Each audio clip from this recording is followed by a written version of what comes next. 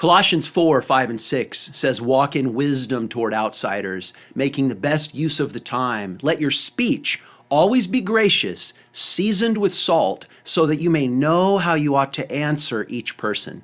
Seasoned speech, seasoned with salt.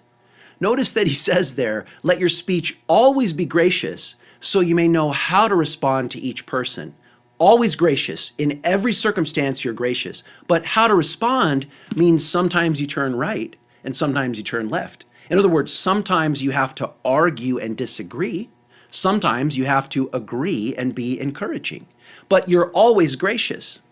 So Christians, let's not think that to speak in a godly way means we never disagree or we only say quote unquote nice things. That's not what he's talking about. We're always gracious. The grace of God is always in our speech, but we think carefully of how we need to respond to each person because we know that sometimes we need to deliver a rebuke. But when we deliver a rebuke, we do it with the grace of God operating in us. We do it out of love, out of a desire to see our opponents, recognize, and be changed by the grace of God. So always with grace, but you know how to respond to each person. Jesus always spoke with grace, but he certainly spoke some harsh rebukes.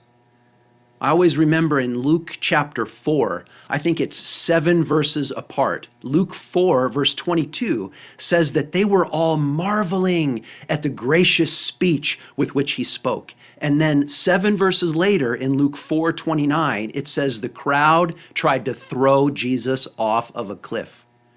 Even if you speak the right way, is not a guarantee that people are going to respond to you with grace or even with understanding.